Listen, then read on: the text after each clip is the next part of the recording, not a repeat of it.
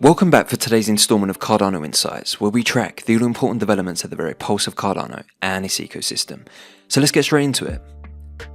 Now, just before we take a look at today's items, I thought I'd use this opportunity to mention something. At the beginning of this year in June, I started the Cardano Sapien YouTube channel and uploaded the first episode of Cardano Insights.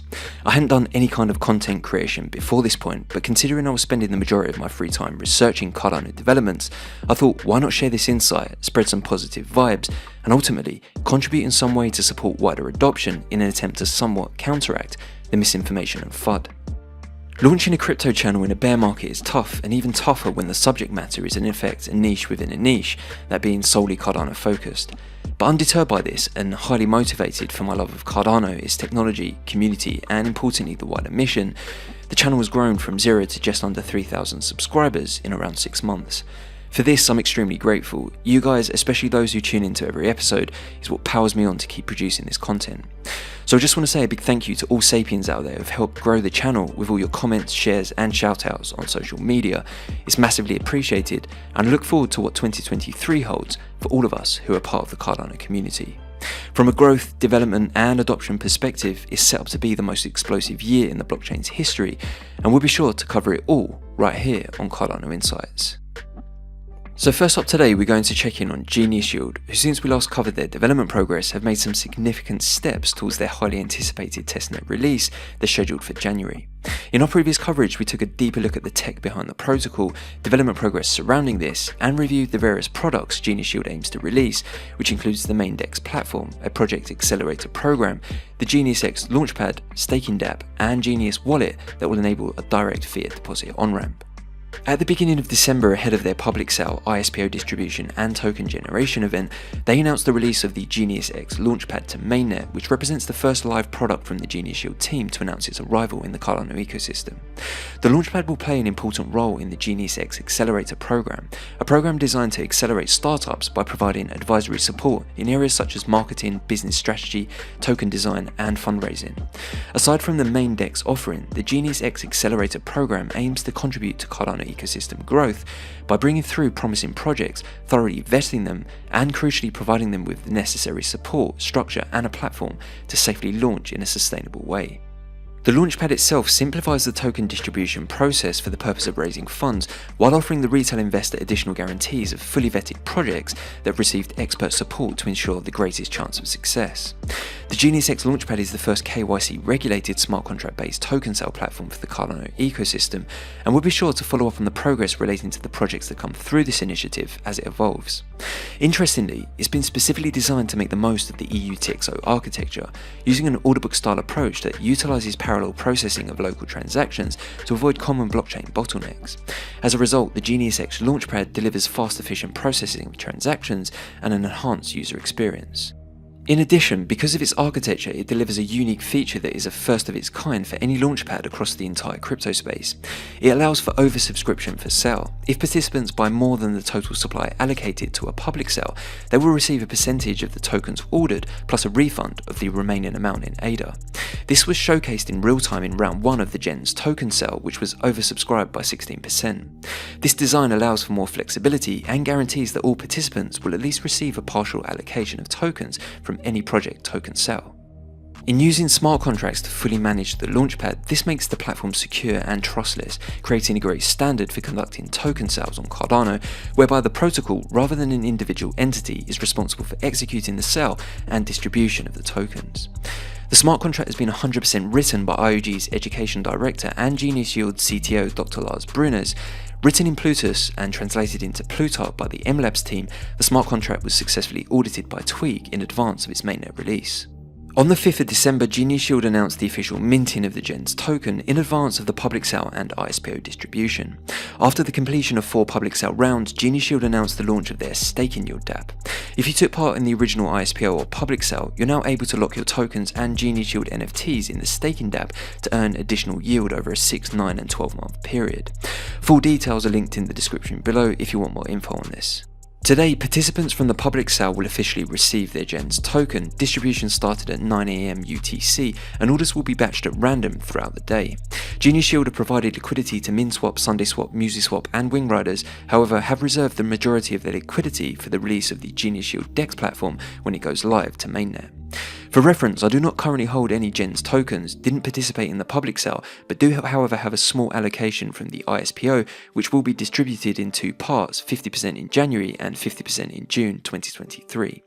ISPO participants will be able to also stake these tokens and use their ISPO NFTs for additional yield in the staking dApp come January. I think more details on the distribution are soon to be released. Genius Shield are a project that I've been following for over a year now, and are one that has been building on Cardano right from the very beginnings of the ecosystem forming. They have a highly impressive team who from the offset have maintained the first principle approach to smart contract design that aligns perfectly with the ethos of building on Cardano. They're bringing some unique features to the Cardano DeFi space. We won't go into the specifics today in terms of the finer details of the DEX features, as we covered this in previous episodes and we'll be revisiting it again once it's officially launched. But unlike many of the AMM DEXs already operational in the ecosystem that in some respects have taken the EVM-like approach to DEX design, the Genius DEX and Yield Optimizer protocols have been designed from the ground up to fully benefit from Cardano's UTXO-based ledger. I'm personally excited to see the impact of Genius Shield in terms of user participation once their smart swaps, concentrated liquidity, smart liquidity vaults, and auto compound features released to the Cardano ecosystem. With the public testnet set to go live in January, the first half of 2023 will see the DEX go live to mainnet, the introduction of the Smart Liquidity Vault public testnet, and Smart Liquidity Vault mainnet release. For reference, the Smart Liquidity Vault is a Genius Shield development that will deliver an AI-powered smart liquidity management protocol. This is a DeFi yield optimization solution that algorithmically automates trading strategies to maximize users' APYs while minimizing risk exposure. Users can then benefit from the DEX's auto compound feature, which automatically reinvest any profits generated by the Smart Liquidity Vault, providing users with even higher returns without having to exit their positions. So that's a complete insight into the developments surrounding Genius Shield, which promises to be another big dApp deployment coming to the Cardano ecosystem early 2023. As always, we'll continue following the progress here closely and bring you the latest as it unfolds. Next to a new feature coming out of the Cardano lending and borrowing scene that caught my attention yesterday evening. Fluid tokens, who are a lending protocol that enables lending and borrowing where users can borrow funds against their NFTs by using the NFT as collateral to secure the loans, provided this update of an innovative new feature they've been working on. Here they announced the introduction of a buy now pay later solution for the purchasing of NFTs on Cardano NFT marketplaces. As a result of the deterministic nature of Cardano's architecture and by leveraging the benefits of transaction chaining, Fluid tokens have created a new feature on their protocol that in effect will enable users to purchase NFTs from any marketplace by putting down 40% or more of the NFT cost while borrowing the remaining amount using the NFT they intend on purchasing as the collateral. They explained that although this was a difficult piece of development to begin with, thanks to transaction chaining they've been able to achieve it. How it works is, if user A wants to purchase an NFT from JPG Store for say 1000 ADA, they have 500 ADA but need to borrow the remaining 500 to secure the purchase. Using Fluid Token solution, user A can provide the 500 and use the NFT listed on the marketplace as the collateral required. Then, user B scanning the Fluid Token marketplace for attractive lending proposals can choose to fund the remaining 50% required for user A to secure the purchase. If the lender is happy with the interest and repayment terms and feels funding up to 60% of the NFT price represents a good deal, they can fund the loan. At this stage, user A has secured the purchase and just needs to repay the loan within the specified term to then redeem their NFT purchase. If they fail to do so, the loan will then be liquidated and the lender would receive the NFT as the collateral payment. Obviously, being peer-to-peer, this won't be an instant solution to borrowing funds to secure NFT purchases, as it requires any submitted loan requests to be matched by other users. However, it is an innovative concept that I'll be interested to see how much traction it creates. The smart contract is ready and already tested on mainnet, and Fluid tokens are actively encouraging marketplaces to reach out if they'd like to integrate this feature on their platforms. This represents another example of interesting concepts and features that the ecosystem of builders on Cardano continue to produce. Now, with NFTs in mind, we turn to JPG Store, who across the last couple of weeks have been busy releasing new features that will go a long way in leveling up the marketplace, improving the user experience, and supporting the further onboarding of newcomers from outside of the Cardano ecosystem, including those who are completely new to crypto altogether. First, you may remember we previously discussed that for selected collections, they'd enabled the purchase of NFTs via a credit card. Well, this feature has now been made available store-wide, enabling credit card payments across all NFT collections. Further to this, and in an effort to support the further onboarding of Ethereum and Solana users, the two largest NFT communities outside of Cardano, JPG Store have now integrated the payment option that enables the buying of NFTs using both Ethereum and Solana. Following the integration of credit card, Ethereum and Solana payment options, this also coincided with the release of the Quick Wallet feature. To support the ever-improving onboarding experience at JPG Store, users can now purchase NFTs without using a crypto wallet at all. With the introduction of Quick Wallets, users can purchase NFTs that will be automatically stored in a Quick Wallet until they're more familiar and/or fully set up with a Cardano wallet.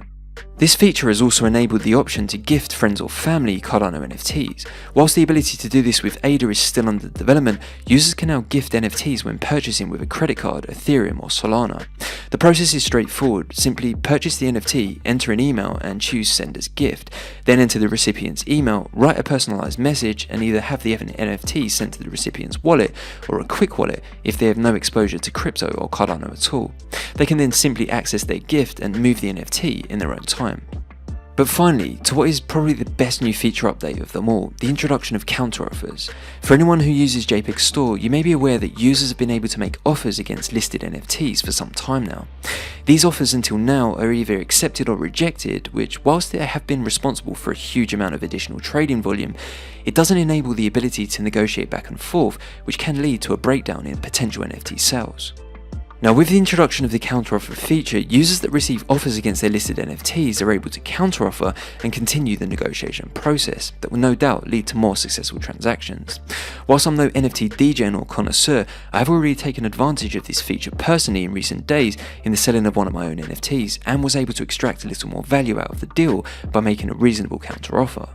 So I think it's fair to say JPG Store have had an extremely successful year in terms of growth, widening Cardano's reach amongst other chains' NFT communities, and importantly, have continued to improve the platform.